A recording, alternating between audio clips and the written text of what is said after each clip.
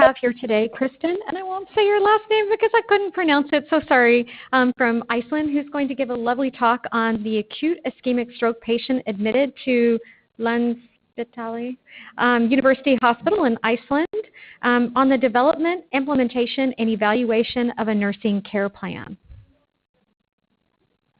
So welcome. Kristin? Thank you.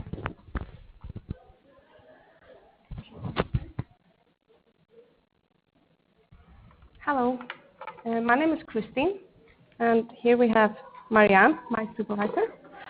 I'm very excited to be here today and to be given this opportunity to present ongoing work in our neurological department of Landspitali University Hospital of Iceland.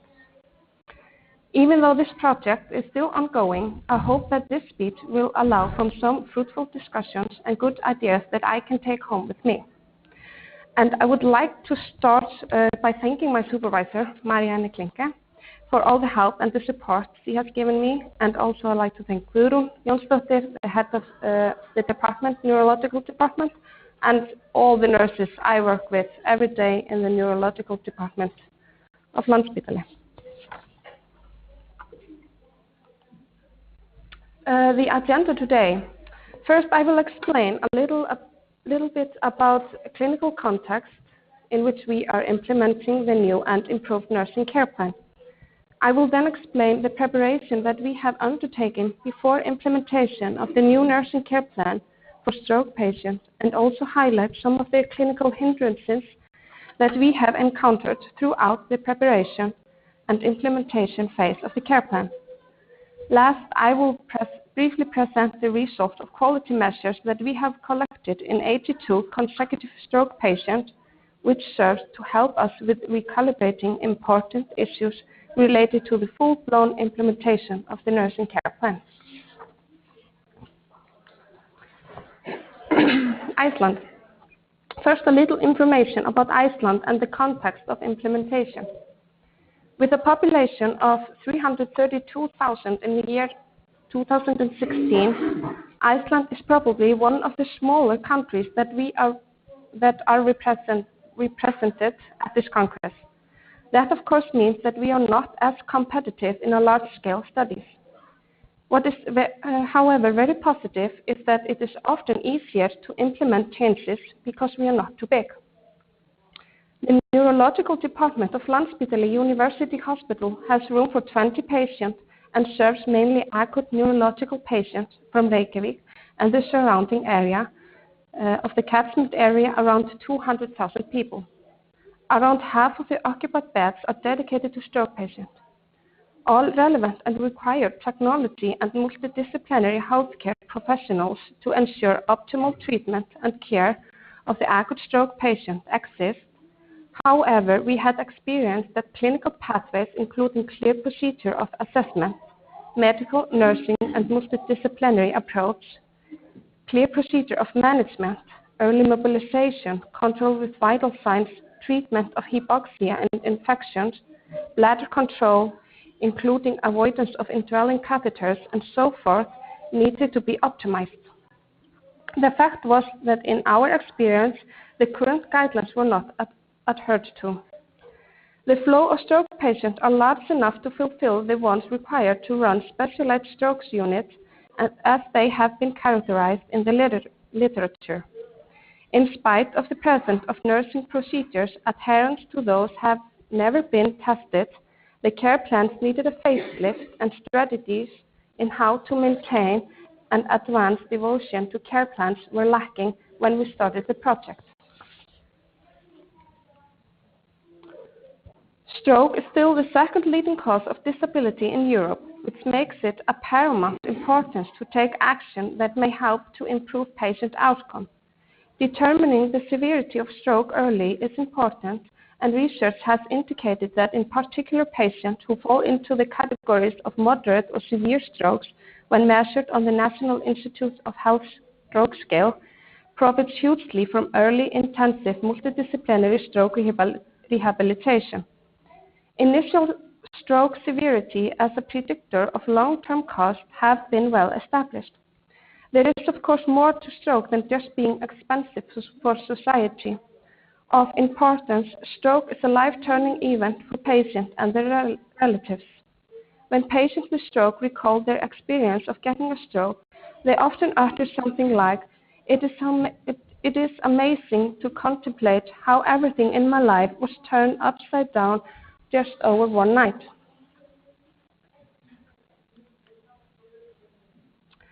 The cost-effectiveness of an organized multidisciplinary approach is evident in a systematic review in which it was shown that for every 100 patients who received this kind of care, 5 more could be discharged to their homes in an independent state as opposed to those who was not delivered specialized stroke care. A more recent Cochrane review further supports this finding when concluding that stroke patients who obtained structured care within dedicated units were more likely to be alive, independent, and living at home 1 year subsequent to the stroke. Issues related to nursing care have been emphasized within recent guidelines for stroke management, and nurses seem to play a key role in preventing complications and coordinating the multidisciplinary care. So existing evidence supports the pivotal role of the neurological nurse to facilitate accurate management of stroke. In order to improve care within the stroke unit or the neurological unit of Landspitali, we pursued the following objectives.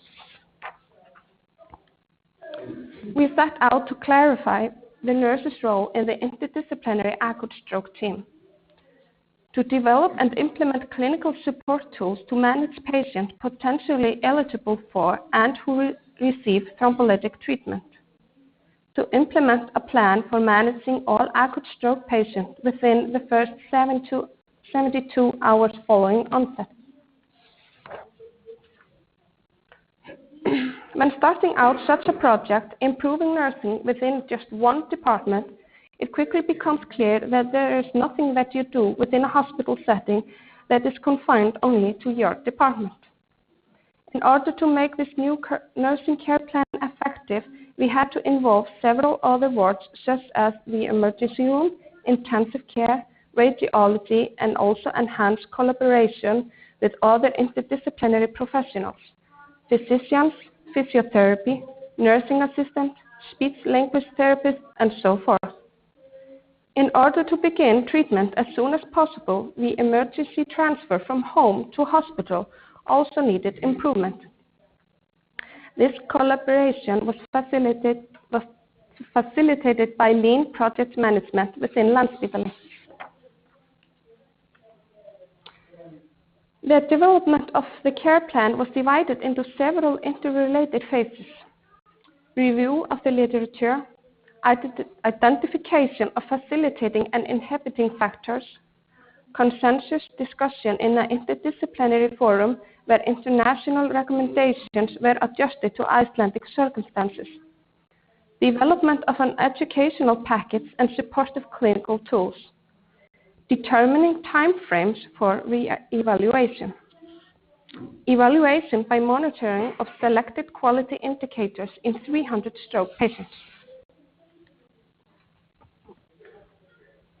We conducted a literature review by searching the Joanna Briggs database, Cochrane database for systematic review, and National Clearinghouse of Clinical Guidelines. The signed guidelines were also included alongside NICE. Existing guidelines were evaluated with agreed to. A systematic search was conducted in PubMed containing the mesh term stroke and nursing. We also performed a hand search in stroke.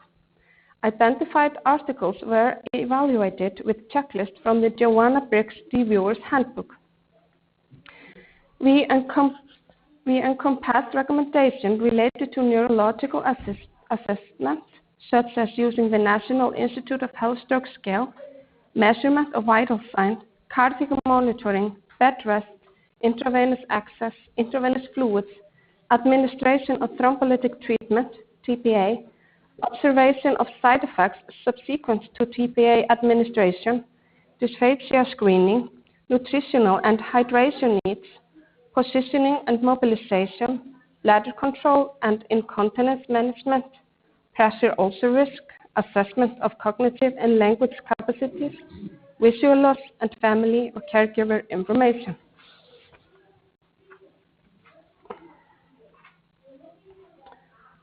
Facilitating and inhibiting factors. Several meetings were held with the nursing staff at the neurological ward to discuss facilitating and inhibiting aspects of the new stroke pathway and issues related to nursing recommendation.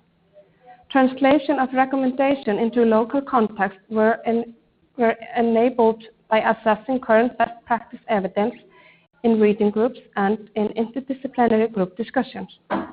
Solutions to obstacles were subsequently sought. For instance, a new staffing model was approved by the head of the medical section at Landspitali, and evidence identified were sometimes very weak, for instance with regard to urinary catheterization and administration of TPA. We had interdisciplinary discussions at two levels, within the neurological ward and across wards. These discussions included key staff at the Department of Radiology, from the Emergency Department and from the Intensive Care Unit. On both levels, these discussions were facilitated by Lean Project Management. The educational package and supportive clinical tools mainly consisted of interdisciplinary workshop, train effective use of the acute stroke pathway, designing a new carryover information sheet for nursing, including key recommendation, information on performed action and results of monitoring, a pre-stroke order set and information pocket cards, new NIC and NANDA nursing diagnosis within the electronic patient journal fit with the pre-stroke order set, new patient information. Responsibility of the neurological nurse in handling thrombolytic treatment, monitoring before, during, and after administration. Deciding on minimum qualification required of the acute stroke nurse. Getting new necessary equipment to comply with the guidelines such as mobile cardiac monitor and a thrombolysis trolley. Training in use of new equipment. Developing a schedule for maintenance of knowledge, education related to nursing of the acute stroke patient. Here you can see part of the new carryover information and monitoring sheet for patients who received TPA, and one of the pre-existing pocket cards who was updated and given a facelift. The patient information was supported with pictures. This had previously been recommended when providing acute information about TPA. And this information sheet includes information. What is a stroke? What is TPA? What are the benefits of this treatment? And the importance of being quick. Time is brain.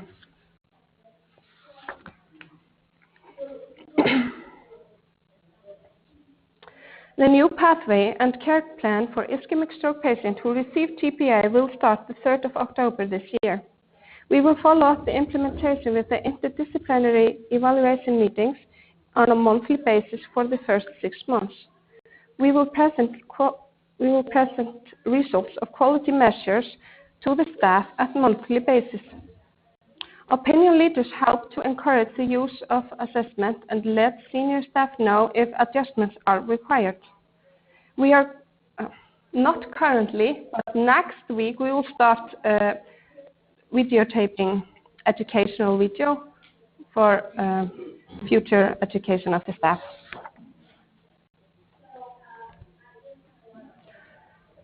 We have already started data collection for a clinical study.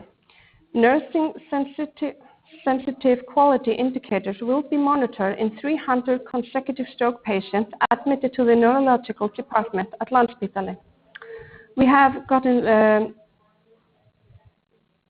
approval from the ethics committee. The indicators are congruent with the recommendations inherent in stroke order set of nursing action, such as dysphagia, screening, nutritional and fluid intake, vital sign and blood glucose monitoring. The findings will help to point attention toward areas that may be improved in care and clarify the gap between the existing evidence-based guidelines and their usage in clinical practice.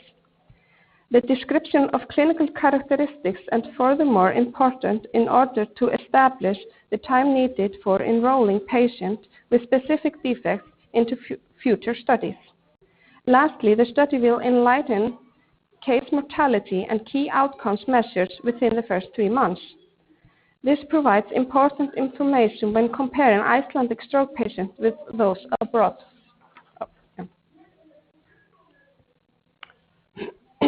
When we started out, we of course expected that we would come from point A to point B without encountering any hurdles. We had initially planned to implement the project in February 2017, but we had to realize the complexity of real life.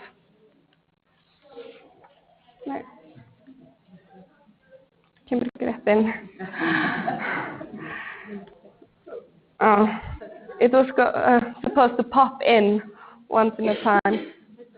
Here are a few of the hurdles that we had to respond to. We had to get the green light from above. And we had to show them above that this will pay off. And we need more nurses. And the nurses need to take summer vacation with their families. And we have pregnant staff. And we needed permission to buy the things we need.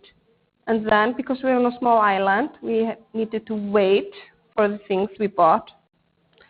And we needed to educate the nurses.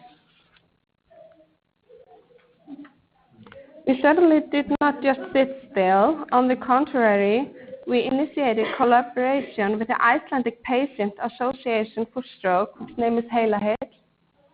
We have been reading articles and we have been updating existing clinical pathways. And we have been practicing and practicing and practicing.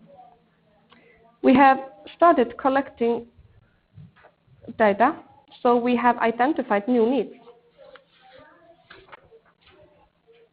As I said in the beginning of this lecture, we have collected data of 82 stroke patients now, and here are some of the preliminary results. The majority of this group were female, and the age range were from 26 to 86 years. 93% of them had classic cluster symptoms, and 92 of them had ischemic stroke. 62.1% were admitted to the hospital in the first 12 hours from onset of stroke. In this group, we had 18% that were treated with TPA, and we had to treat blood pressure outside of limits in 38% of patients. We had one fall incident within the first 72 hours.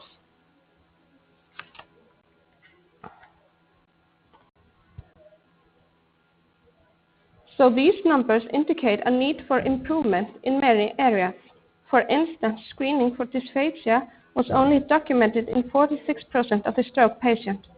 However, having followed many of the nurses, we know that this number is much higher in clinical practice than reflected in the data collection. It's just not documented correctly.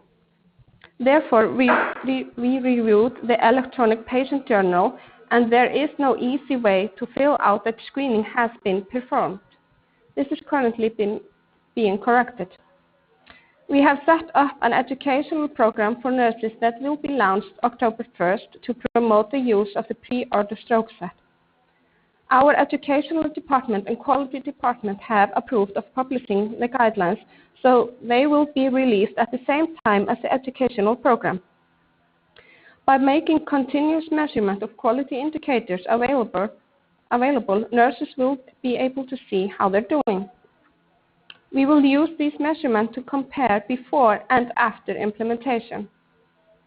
In an early Icelandic study of case fatality and stroke severity, it was suggested that stroke was less severe in Iceland compared to results seen in studies performed in other Western countries. Also, comparatively more patients were discharged to their own homes. It will be interesting to to establish if mortality and disability still remain lower in Iceland compared to our neighbor countries. We hope that this new pre-stroke order set will lead to better patient outcomes. A general tendency point towards less severe stroke and reduced case fatality after implementation of new treatment strategies. This is what we need nurses to keep in mind. Time lost is brain lost. Every second counts. Thank you. I look forward to your questions.